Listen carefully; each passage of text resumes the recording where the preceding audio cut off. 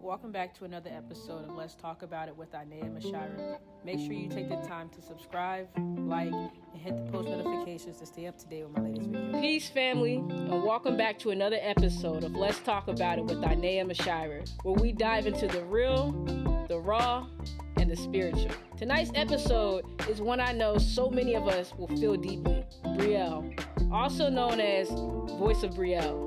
She's a powerful vocalist, a creative force, and a radiant soul who's been on a journey of reclaiming her truth after years of people-pleasing. We're talking about what it really means to stop performing for approval, what it looks like when you detach, not out of bitterness, but from love for yourself, and how your voice, your literal and spiritual voice, starts to come alive when you stop shrinking for others. So if you ever struggled with boundaries, if you felt like you had to earn love by sacrificing yourself, or if you're ready to stop being the strong friend and start being the whole version of you, this episode is for you. Let's get into it. Hey. How you feeling? I feel good. Okay, I'm Brielle. I am an artist, songwriter, a creative. What else? I like to just keep it there, but there are other things. I'm an aspiring life coach. I want to be like her one day. No, you're already doing it. Hey, and athlete sometimes here and there. So. Oh yeah. What position you play? Corner. Corner. What got you into playing football? So it was actually really random. I was at the gym working out, and I had my letters on. Zeta Phi Beta, Sorority Incorporated. And one of my sorors seen my letters and just came over to me and was like, hey, are you an athlete? Come to a practice. And I just went to a practice and was playing ever since. Yeah. Actually, Brielle and I, we play football together. Yeah. You know, it's a little mismatch when I'm on so her she side. know my position. That's why I laughed and stopped and said corner, because you know what it is. She's scared every time we go against each other. Listen, every time. I'm not even worried about that, okay? like I said, mismatch. Nah, but Brielle, I'm going to be honest with you, she's a really good corner. I think that you really dominate that position. It's like that's your position. That's what you stick to, and you say nobody behind me. Where are you from again? Indianapolis, Indiana. You always stole your sign. What's the sign again? 317 West Side Certified. Hey, 317 West Side Certified.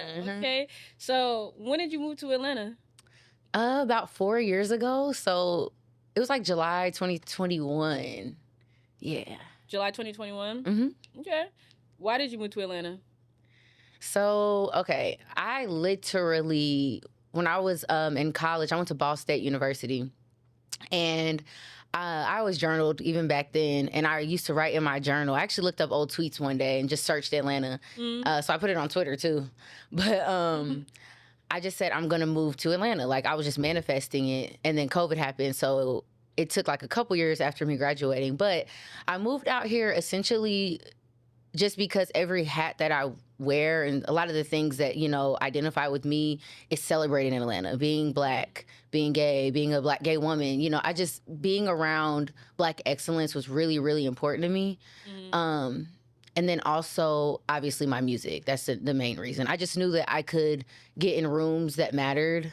And I love my city. Like, I don't always love my city. I just personally felt like I couldn't elevate there anymore. Like, I was just at this standstill there.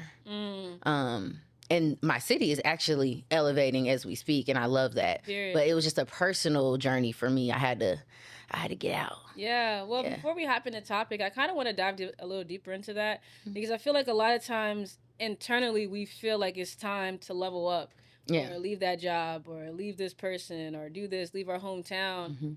How did you know, like, it was time for you to go? And then on top of that, how did you get the courage to go to Atlanta? Did you come here by yourself? Like, what was that process like? Yeah, so it's funny because I'm literally a free spirit, but I'm also a planner at the same time. Like, I go to war all the time with myself, like, when it comes to that, because, yeah, the two don't necessarily go together, but they're literally both me. So I knew back in college, so what, like I knew since like 2016, this is where I wanted to be. But I just made a plan, like, especially when COVID happened, I was like, okay, I'm going to save for a year and I'm going to go. And I asked my sister to come with me. And she actually did come with me for a little bit. She only stayed for like 6 months and went back for her own personal reasons. So I was out here by myself for the most part. And yeah, I didn't have a job when I moved out here. And that was huge for me because like I said, I'm such a planner and things have to be, I'm only a planner with those kind of things. Like things have to be, I have to feel secure, financially secure. And so coming out here with no job was definitely nothing but faith in my journey. And that was really, really big for me. So I just saved a certain amount and I like told myself I would just travel for the first couple months and just experience life, see what works for me in Atlanta. But I knew I would be able to get a job. It was not easy, but I knew. But you did it. Yeah, I knew it would happen. Yeah, so. Congratulations. Thank you. Because you've come a long way now. So with that said, I know that we've had a few conversations off camera about people pleasing and your journey with that. And I just appreciate your vulnerability and even wanted to talk about that topic because I don't think that that's something that a lot of people are even comfortable admitting. Yeah. And that's why voice of Brielle, your voice matters. Yeah. Because how many people can you impact by just having that conversation? So I guess before we get started, what would you say your definition of people pleasing is? See, I think, and I feel this way about most things, it depends on the chapter in my life of what that version of people pleasing looks like. But for the longest, it was being scared to disappoint people, saying yes all the time, even if I didn't have the capacity, just always saying yes. And I don't know, just not wanting to let people down. And honestly, for me, it looked like catering to so many people, because honestly, I'm a safe space for a lot of people, and I love that. Like, I know my calling is to help people. My whole life, what do you want to do when you grow up? Help people. I didn't even know what that meant. I just knew that I wanted to help people. Yeah, sure. But also behind that, going directly, like, to my childhood, it took a village to get me where I'm at today. Like, it took a village, and I love that, and I'm so blessed that I had that village. So I kind of found myself wanting to be there for so many people because so many people were there for me. You get what I'm saying? So I just naturally turned into this people pleaser. I think probably because of that, really, and so you other felt like factors. You became a people pleaser as a way of giving back. Essentially, yeah. Okay, and then from there, it turned into, okay, now this is a part of my reality. Yeah. So I'm going to give a quick definition of what people pleasing means. People pleasing is a behavior pattern where someone prioritizes others' needs, expectations, or approval, often at the cost of their own truth, boundaries, or well-being. It's rooted in fear or rejection, guilt, or low self-worth. For example, it's when you say yes when your spirit is saying no, or when you adjust yourself to be more digestible for others, even when it's choking your authenticity. So you were saying that basically growing up, it took a lot of people to pour into you for you to get to where you are. Essentially. Because of that. And then tie in the fact of just the natural, beautiful person you are of wanting to help people. Now it's just, I'm giving back and I'm saying yes, yes, yes a lot. But I noticed that you did say, I'm saying yes because I don't want to disappoint people. So now that crosses and blurs some lines. So how has that shown up in your reality as an adult? And how has that affected you? Has it affected you mentally, emotionally, spiritually? Oh, all of them. It's funny because I say I don't want to disappoint people, so I say yes all the time. But in reality, that was disappointing to people because I would overcommit. So I ended up disappointing them anyway. So, yeah, I had to definitely do a lot of work to switch my mindset. And now I'm working on, and it's still a work in progress. I think when you're a natural people pleaser or you've turned into a people pleaser, it's definitely an ongoing process to get away from that. Like, it comes in waves. It still comes in waves for me. Is it scary? Does it scare you to get away from it? Do you ever feel like, if I don't please these people, then they're not going to support me, then they're not going to love me? I'm past that. I'm past it. I was like that. But how did you, so I guess where I want to go is like, how did you get to that point? So you were like getting past it? Just, well, first being at that point. So that way, you know, anybody who's going through it, like, they can relate. Like, okay, I'm here. Right? So I'm at the point where if I say no, I feel regret. I feel like they're not going to like or love me or appreciate me. Like, what was those moments like for you? I mean, those moments were really hard. I definitely would experience guilt just because of the fact, like I said, so many people have poured into me. So I just felt like it's my duty. But I think when you get to a point where you realize you can't pour into other people if your cup isn't full anyway, is like really realizing that. And I think I knew before I acted on it, because your spirit's in trouble. Like when you are doing too much people pleasing, your spirit literally, like you gotta listen to your stomach. You gotta listen to your gut. A lot of people pleasers, they're on autopilot. Like, we're like robots at a point because you just don't want to disappoint people. But I think the first step is realizing, okay, my cup's not full. Like I can't do this anymore. It's not benefiting me and it's not benefiting these people. And I think I realized too, alignment, the right people in my life are not going to hold anything against me if I can't do it. Like we all live our own lives and we all operate out of our own realities, period. So I started thinking like, okay, someone told me, and this is why I love that I moved to Atlanta, because I swear God, the universe aligned me with the right people. And I have the right people at home, don't get me wrong. But just this chapter of my life, oh my goodness, the people that have entered my life are just like heaven sent. But someone told me, I want you to try saying no, but with no explanation. And I was like, because I could say no at a point, but I'd be like, I'm so sorry, no, because da-da-da-da-da-da. And I find myself explaining myself. And she was like, just say no and don't explain yourself. Like, just try that. Yeah. Try that like 3 times this week. Somebody asks you, just say no with no explanation. Yeah. And I remember the first time I did it, I was just like, so much anxiety, I'm like, oh my gosh, like they're going to be so mad, da-da-da-da. And they were just like, oh, okay, cool, no problem. Thanks for letting me know. And I was like, it's that easy? Yeah. That's it? And then on the flip side, I've come across people who I've told no to, or I couldn't do something for them or whatever, and they felt a type of way. And now looking back, those are the same people I am not aligned with at all.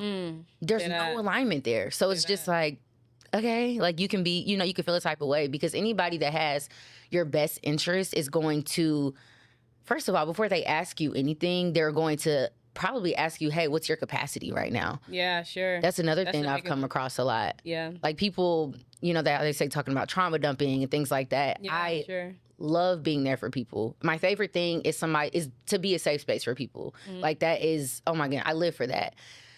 But it's so different when somebody comes at you first and like, do you have the capacity for what I want to talk about real quick? And I've learned to say, yes, I do, or no, I don't. Yeah. That's still hard though. When somebody wants to vent to me and I have to say no, I'd be like, oh, I feel so bad. Yeah, but you don't have the capacity. Yeah. That's beautiful. Yeah. So you've come to Atlanta and you learned to set some boundaries, which I think is super important, especially with the kind of woman that you are. You're very kind, you're very giving, you're very loving. So naturally, people are going to be drawn to you in those spaces, right? And then to take it to the next level, now you're getting deeper into your career as an artist. Yeah. So obviously, well, let me just ask you, since you're in the industry, I'm not. So do you think that it's easy for an artist to fall into the people pleasing, to with the mindset of, if I say yes, if I do all of this, then I will advance? Maybe it is easy for, I would say with this newer generation, I think no, because a lot of this newer generation is doing shit for themselves. Okay. You know what I'm saying? So it's like they're making ways for themselves anyway. So it's like they don't even have to say yes or no, because they're going to do it themselves. Social media, da-da-da-da-da. Now me, I'm an old soul, right? Sure. There's a lot of things that I know I need a team for when it comes to my music personally. So I have put myself with the team, 1 Degree Entertainment. That's my management team. Shout out to 1 Degree Entertainment. Yeah. Big ones. But I put myself with the team that I can feel comfortable to say yes or no to. Because as an artist, this is what makes me happy. I would definitely say no. That I don't care about. The people pleasing goes out the window real bad when it comes to my music and stuff. Like I speak up because this is this is my life. Like, Yeah, you know what I mean? I think maybe months and months ago I wouldn't have, and I would just, you know, whatever. But like now as an artist, just because I'm really diving into my artistry in general, it's easy for me to set those boundaries. Yeah. Okay. Do you ever find like in your art and the music that you make, it's influenced by what, you know, people feel like you should be saying or should be talking about instead of like what's true to who you are? This early in my career, no. Well, actually, the closest thing to that would be like people will want me to, they're like, you need to make faster songs or dance songs or something like that, because I have a lot of like R&B, and I rap too, but I have, I don't know, a lot of R&B and things. But what I've explained to people is, as an artist, and I have to be true to myself, I write my own music. So my process with writing music is either A, what I'm going through, or what I'm feeling, because I'm an empath. So if you, let's say me and you have a studio session, right? Or something like that, you might talk to me about something that you're going through, and I might pull inspo from that naturally. So I'll come up with the song on the spot based off what we talk about. So it's like, if somebody wants me to do like a dance song or something like that, they're gonna have to write that for me, because I haven't been in the mindset lately to make a dance song. That's just not where I'm at in this moment, or a super hype song. You know what I mean? So I'm pretty true when it comes to my music to either my journey or the people close to me, because I'm pulling from their, you know, inspo from them too. So I tell them, like, if y'all want me to do a song like that, just go ahead and write it for me. Because I write my own music, but write it for me, because I'm not there right now. Yeah. So it's not like I'm like this diva when it comes to my music. Like, it has to be this way. But I want to be true to myself. So if there's something that you need from me as an artist, you're going to have to provide that. Because if I can't give it, because it has to be organic. Anything I sing about, write about, it has to feel organic to me. Yeah, sure. Yeah. So, I mean, I've listened to your music. You have great music. I think that something I appreciate about your music is it's stuff that people can actually feel. It's relatable. And I think that when you make something relatable, it's easier for it to connect with the audience that you're trying to get through, right? So I just want to back up and fast forward at the same time, okay? So I want to touch a little bit more on people pleasing, and then we can tie back into the music in a second, right?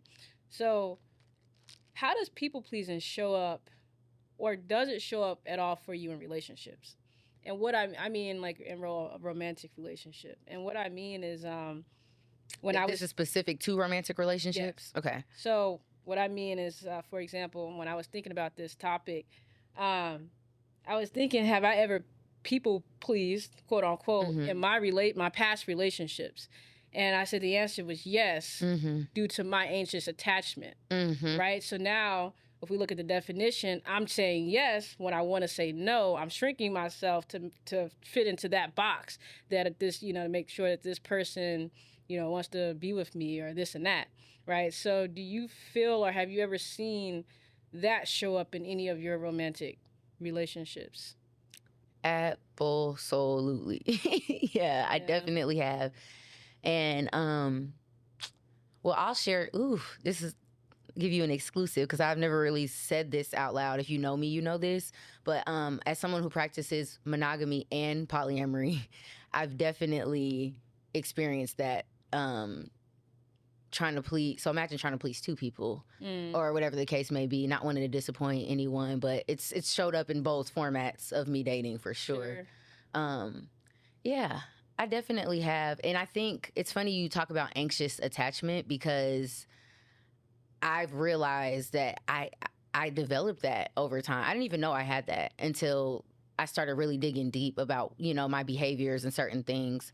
And certain people bring that out of me, or I let them bring it out of me, I should say. But yeah, I definitely have, just wanting to, I mean, the same thing. It's almost the same with relationships as it is friendships, just not wanting to disappoint them, wanting to make sure that if I don't know, like, I definitely don't want to tell somebody that I love and that on that level, no, or two people that I'm interested in, no. It's just, I don't know. It's just like the people that's closest to me, I want to please more than anybody. Let me ask you this question. So with it tying into like a relationship, right? Because I feel like a relationship is such an intimate and have some of the biggest impacts on us. Mm-hmm. So how did, one, can you give an example of what that may have looked like? And then two, how did that affect you mentally, emotionally, and spiritually? Okay, yeah, I have a few examples. So I had an ex in my life at one point who would drink a lot, right? And I don't care, live your best life or whatever the case may be. But it was starting to interrupt my spirit almost, because I'm like, do we always gotta drink when we go out, or do you only gotta be drunk when we go out? Like, it was just to a point where it's just like, you're always lit for the most part. Sure. And I would explain to them that spiritually, it wasn't aligning with me. Like, I want to be able to have a clear mind with my partner or partners and just be able to, you know, have that clarity without substance. Right. Substances. Please, I want substance. No substances. Say that. Say that. But because I loved this person so much and I wanted to see this through, I would let them keep getting lit. And I stopped saying something about it after a while. I'm just like, all right, this is their life. Because they would, you know, say things like, well, this is my life. Like, you know, I just, you know, worked this many hours or whatever. Like, I deserve a break, you know, things like that. And I'm like, oh, you know, you're right. So I started justifying certain things with my, with this ex of mine. And that's a form of people pleasing. It might not just be saying yes, yes, yes, but it was me pushing things under the rug that interrupted me spiritually. And it caused me to act different. It caused me to almost just be annoyed, just things that didn't feel good anymore. Yeah. How did you identify that? How did I identify what? I'm sorry. How did you identify that, okay, this behavior is making me feel like I'm over pleasing? Because yes, sometimes we do start to get irritated and we go through different emotions, but we don't even realize that it's because of this. So right. How did you begin to identify those things? Kind of goes back to what I said earlier, listening to my spirit. Like, when I ignored it, it got to a point like my face would break out. Like, I would have dreams of like, you need to walk away, like things like that. And I would just ignore it until I couldn't anymore. So I think that it would be like, I would be like, God, let me get a sign if I need to just go ahead and let this go because this is interrupted. And God would hold a sign up and I'd be like, give me another one. Yeah, give me another one. Yeah, it only gets worse from there. Yeah, until I felt like God was like, all right, you, like, girl, how many more signs do you want? So it just got to a point where I was physically becoming sick. I was just mentally not myself. So once I realized, and this person was an amazing person, still a great person to this day. But again, it goes back to alignment at that time. So it's just listening and knowing when something does not make you feel good.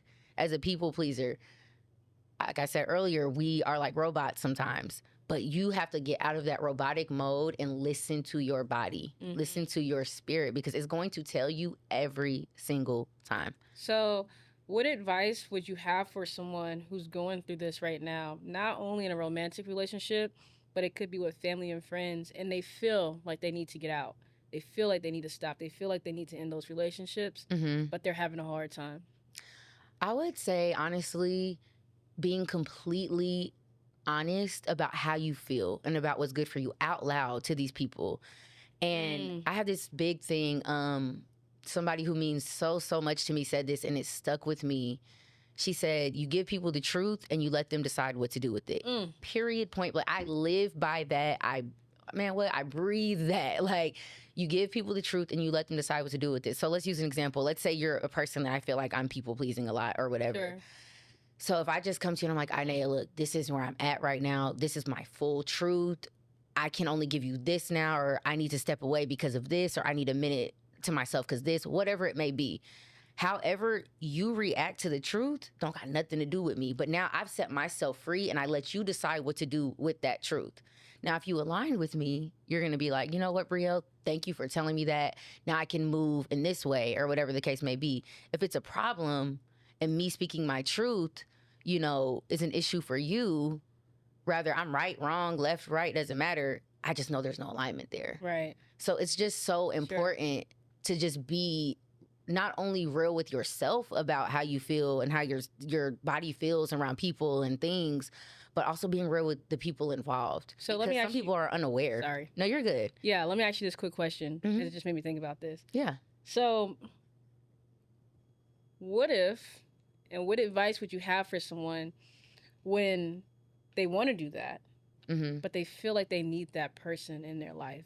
For one reason, it doesn't have to be romantic. For one reason or another, they feel like they need this person. And if they speak their truth, they will no longer have, this person and whatever offerings or whatever comes with that they think they need. What advice would you have for them? Therapy. That's the number one. That's number one, because you have you have to ask yourself, like, if a person that you feel like you need can't meet you where they need to meet you, why do you need them? Right. So you got to ask yourself that. Like, I wouldn't have just a flat out answer of what to do, other than seriously, like, dig deep and ask yourself, because what's the benefit here? Like, what am I gaining, and what are they gaining too? Like, what's this anxious attachment? Like, you have to break it down step by step to really figure out. And that's why I say therapy. Yeah. Right? Journaling. Sometimes it helps to even journal it out. Like, people always talk about journaling. I was just about to ask you, what are some of the tools? You just kind of rolling right into it. I love that. What are some of the tools that you think are in place to help people kind of identify these things and get over it? I have several different things, and I always say it depends on the chapter, but it really does. It depends on where I'm at in that moment. So like I said, playing football helps, exercising, I work out. I try to work out 4 to 5 days a week. That helps a lot. But for those who, don't necessarily want to work out or whatever the case may be, something that has been so crucial to my healing is I listen to frequency music before I go to sleep. And I'm very specific about the frequency music. And I even sometimes on YouTube will choose a destination. So it'll show like you're in Paris or something like that. Like, there's so many different destinations. There's one song that you gave me, like the guitar. Oh, yeah. That one is really good. What is it called again? I can't remember. My friend put me onto that. And yeah, I listened to that to go to sleep so many times. That's a good one. Listen to it to wake up. But yeah, just looking up instrumentals. Something I suggest to people, even if you're not in like this big heal, I think we're always healing. But if you are just, going through life, start your day and end your night with instrumentals with no lyrics, especially when you wake up. I listen to like jazz or frequencies or even like rain sounds, just something that doesn't, a lot of the times lyrics will like determine, how I'm going to feel that day personally, just because I'm like empathic or whatever the case may be. So I think if you just start your day with your own tone, it's cool. And a lot of people, they don't like doing instrumentals, or they have to listen to lyrics because they're too in their head, right? They're like, oh, well, I'm going to be thinking the whole time if I go to sleep to an instrumental or if I go to sleep to nothing.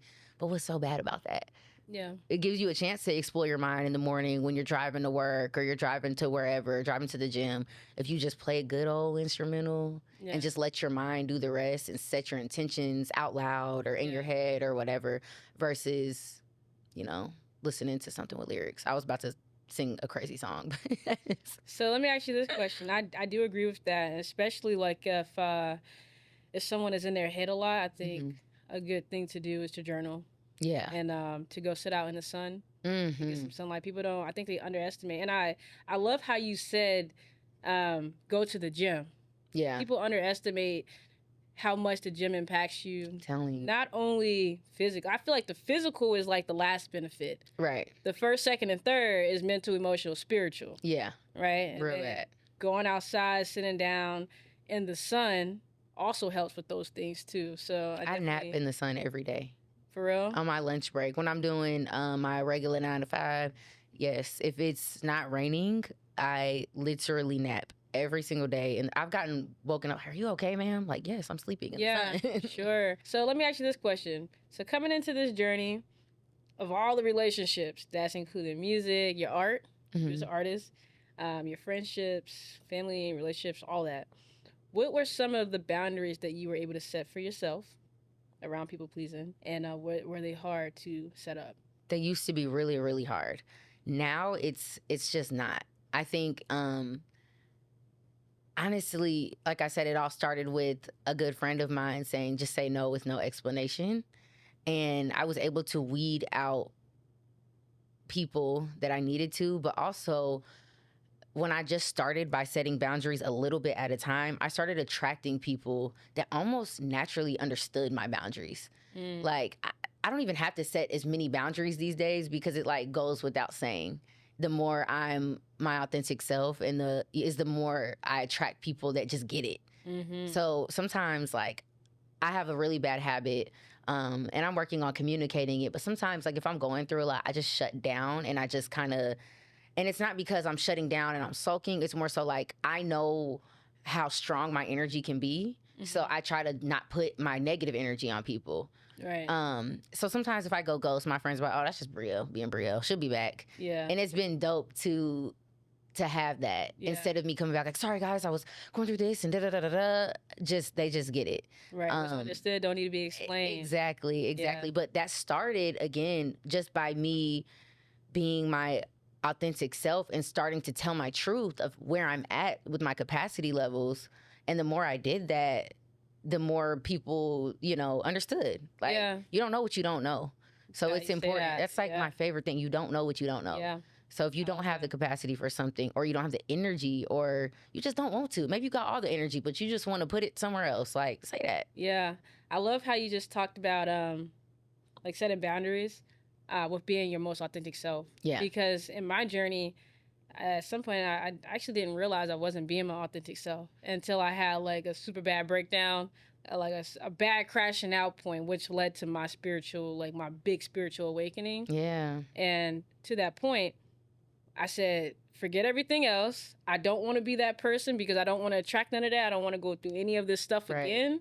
So let me figure out who I actually am and kind of surrender to the process. And like you're saying, when you start to become and develop to who you are and what your purpose is on this earth, you just naturally draw in the people that you're supposed to, because that's also true for the opposite. When you're not being who you're supposed to, you also draw in those people, and you're like, I don't like the people around me. It was like, that's where you look at yourself. Holding up a mirror. Everybody in your life is just holding up a mirror. Literally. So what piece of advice do you have for someone who maybe they're having a harder time identifying like why they can't be their whole self, or they want to, but they don't know where to start?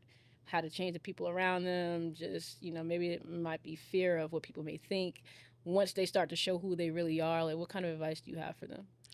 So I used to say, isolate, be by yourself. And I still believe that's very important. But one thing that I've learned as life goes on is we really do need each other in this life. Like, we need people.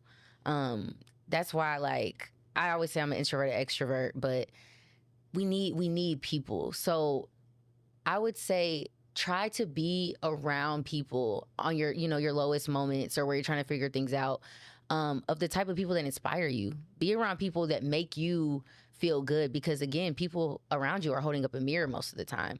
So if you're around people that make you your spirit feel good, make your body feel good, and align with you, you start to find yourself in them, and they find themselves in you, and things like that. That's beautiful. So when you're around people that don't make you feel good, same thing. You start to see yourself in them, and vice versa. So I just really, it's so important to me now, as much as I love people, I really had to be around people that inspired me, that made me feel good, where we're pouring into each other. It's not just a one-way thing. And the more that I've surrounded myself around the people that make me feel good, the more I started to find myself, because they would show me myself. Sure. You know what I mean? So yes, isolating is important.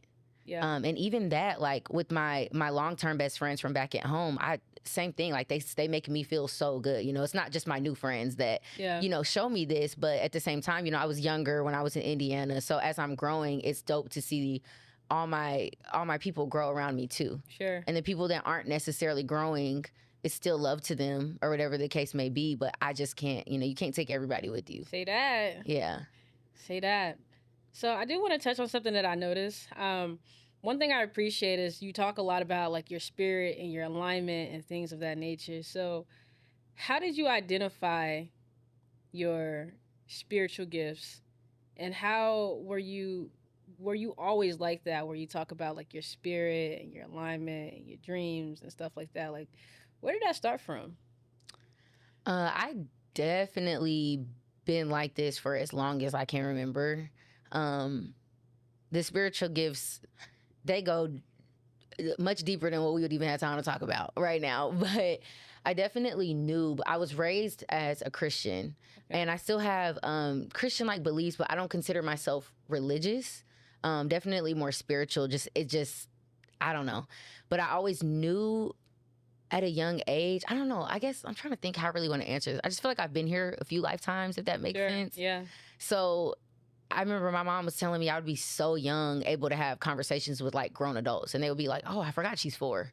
Like, yeah. So I don't know. I think it's something I've always known about myself, but it's like I didn't know it was a thing. It's just I naturally would be able to understand people. I would naturally feel close to God and the universe. Like I talk to God like my best friend. I'm like, God, tell me why, or universe, tell me why. Like it's all kind of like the same to me, but it's been like that for as long as I can remember. Yeah. It's not anything that I like, I don't know. And it's very trendy these days. Yeah. And I hate to say that. Let me tell you why I don't like saying that, that it's trendy, because sometimes people catch on to trends and it turns into reality for them. So I love that spirituality is so big in the media right now, because people do get influenced. So then they can find their spiritual journey. But it's also scary for those who are truly looking to grow in their spiritual journey, and then they come across the wrong people who are negatively spiritual, if you will, or who don't have good intentions. Right. So that's a little scary. Yeah. I think I'm getting off topic here, but no, I think that's important, because people do need to be aware of the things that they're listening to. You can't accept everything. You do have to kind of follow your spirit and have discernment. So yeah, discernment, baby. Yeah. Discernment, that's the word. That's the 1, the 2, and the 3. Yeah. Now, to speak about Brielle, though, a little bit, sometimes when we're at practice, she's on the ground with the grass. She's like literally. You always notice me too. Nobody ever else catches that. You always catch me grounding. She's like on the ground with the grass. Sometimes she's looking at it. And I'm like, what are you doing, Brielle? What do you be saying? Just grounding. I don't know. Like, I love, we will. Like, sometimes we'll be at practice and I don't know. I play defense. So if they're over there talking about offensive plays, I'll just get on the ground and feel the grass. Take my cleat off real quick. Yeah. My feet in the grass. I'm like, this girl is definitely not. She always catches me. No one else notices. Hey, real recognize real. So I look over and you're just like. I'm like, yo, she's having her moment right now. Yeah. And which I appreciate, you know? Yeah. So for someone who is looking to ground more spiritually, so that way that they can continue to grow and elevate in their life and kind of knock off of some of these traits of people pleasing or whatever other things they're trying to do, set some boundaries, what advice would you have for them? It's like, advice is such a funny thing to give sometimes, because we all, like I said, we all operate out of our own reality 100% of the time. We are going off of our own experiences. So advice, again, is just advice. Take what you want from it, pull from what you want of what I say or what anybody says on this topic. But again, I think it starts with being real with yourself and listening to your body. Mm-hmm. Like, that is the biggest thing. I can't tell you how many times I look back where I'm like, my body was literally telling me to just go a different route with this whole people-pleasing thing. Like, I could have saved a lot of time, a lot of heartache, a lot of pain, a lot of suffering had I just listened to my body. But in the same breath, I don't regret anything. You know, there's not a single thing in this life that has defeated me yet. Not a single thing. Like, I'm here right now. And if you're listening to this podcast, there's not a single thing in this life that has defeated you yet. So because of that, you know, you're probably here because you've listened to your body in one way or another. You've saved yourself. You know, everything that we do is literally, it's up to us. Every action we take, the way we think, the way we talk, everything's literally up to us. So being authentic, mm-hmm. and listening to your body, and that's the main thing. Just being yourself, you're going to attract the right people that people pleasing just goes out the window anyway. Yeah, sure.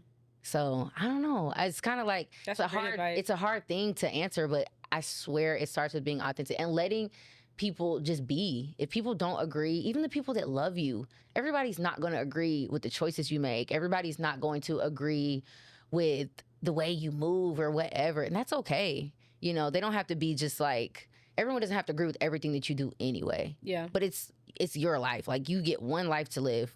Maybe more. I don't know. But yeah, sure. This life right now, you know what I'm saying? You have to move in a way that makes you happy and that makes sense. Because what else is there to do? What's the alternative other than making yourself happy? Yeah, sure.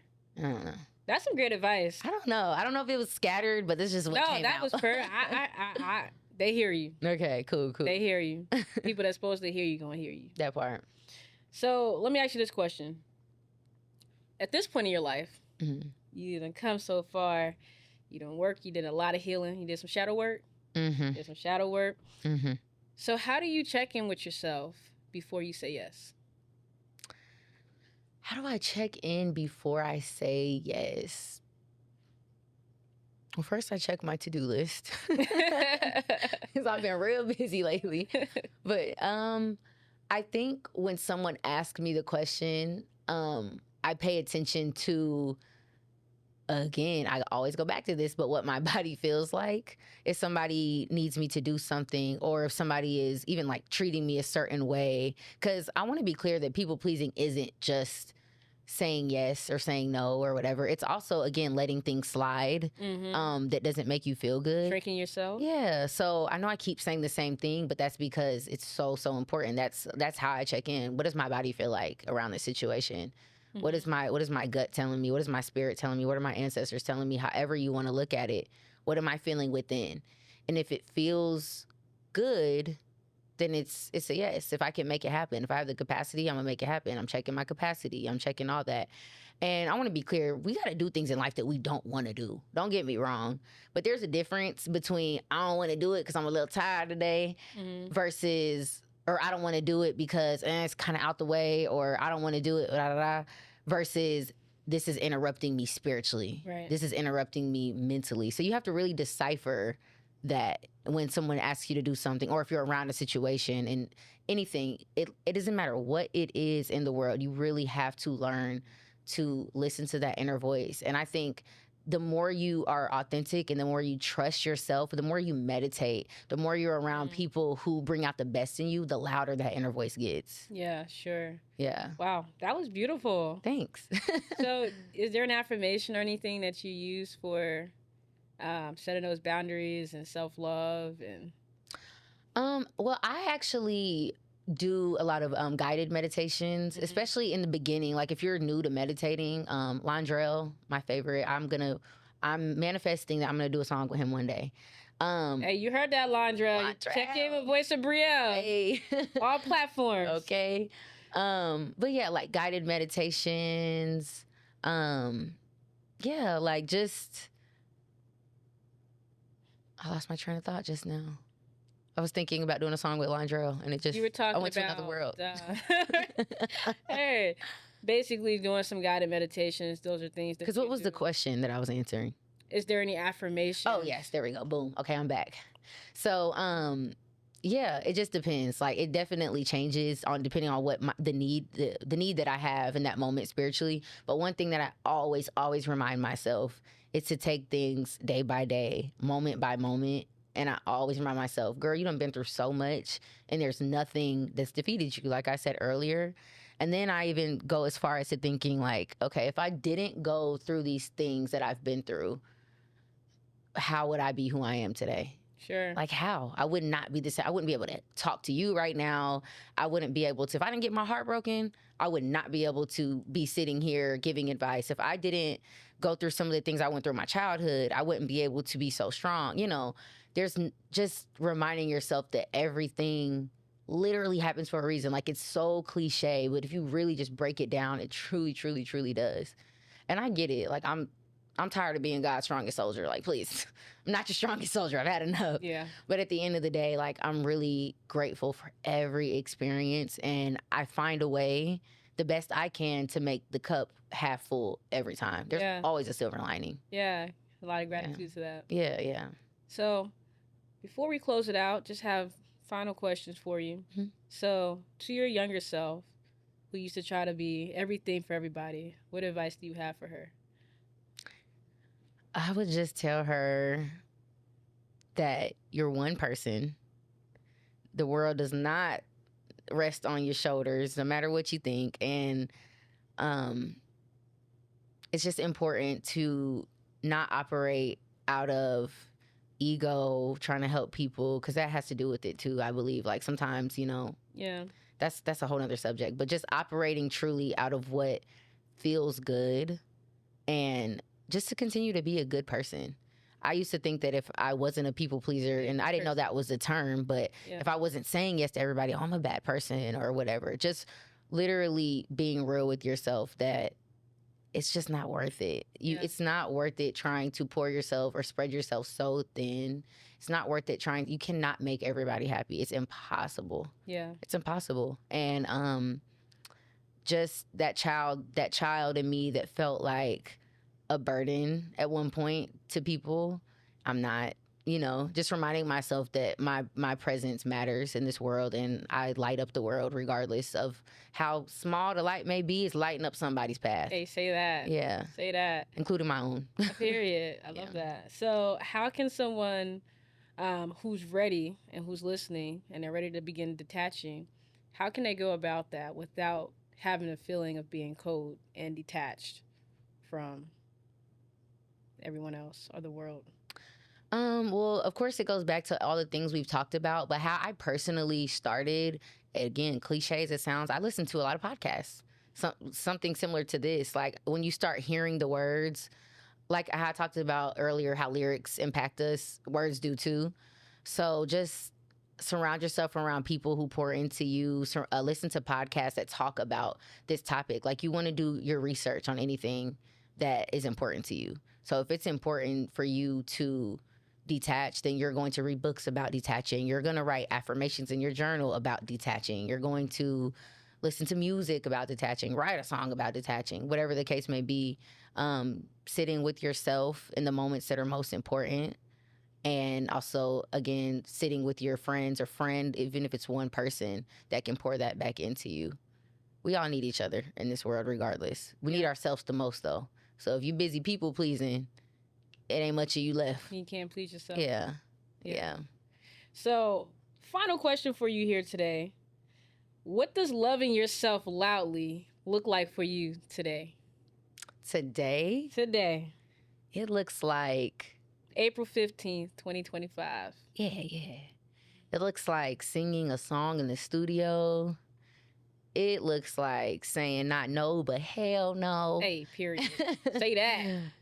It looks like being kind to a stranger. Yes. It looks like being my authentic self. It looks like sleeping, getting rest. It looks like eating healthier. It literally just, it's looks like having a me season. That's what it looks like. And that's where I'm at. That's okay. Yeah. Everybody's not going to like it, especially the people that are used to having access to you. And I think that's one thing that if you're a people pleaser, please remember that a lot of people are going to, they're going to be like, wait, I usually always have access to this person. Right. And a lot of people don't even do it on purpose. It's just, that's all you gave. People can only treat you how you let them. Right. You know what I mean? Yeah. So, yeah, that looks like none of that anymore for me. Yeah. Just me. Love that. Yeah. All right. Well, Brielle, I definitely appreciate you coming on the episode. Hey. You gave some fantastic advice today. I learned a lot about you, and I know that the people they're going to take a lot away. I hope so. I really do. So another piece of advice that I wanted to add is just be mindful as you're going through your healing journey of being a people pleaser to give yourself grace, because it comes in waves. Like some days it's going to be way easier to say no or to move in a way that makes you happy, and other days it will be harder. So during any healing journey, people pleasing or not, give yourself grace, because everything in this life comes in waves. And I always like to say, you just keep swimming through the waves. I like that. Yeah, like grieving, everything. It all comes in waves. You just learn to swim better each wave. And sometimes you got to put on the floaties. And what the floaties look like is the help. It's the analogies for me. Yeah. I love, that's like my favorite thing. Keep swimming. If you need the floaties, call a friend, call the helpline, whatever it takes for those floaties. But eventually you become the best swimmer through the waves. So follow me on Instagram, voice.of.Brielle. Listen to my music. Tap in. Because if you're not tapped in, you behind. To you, the listener, may you give yourself permission to be seen, to take up space, and to stop explaining your no. Period. The healing journey. It's not always easy, but it's always worth it. Mm-hmm. Make sure you follow, share this with a friend who needs it, and stay connected because the conversations don't stop here. Until next time, we'll see you guys soon.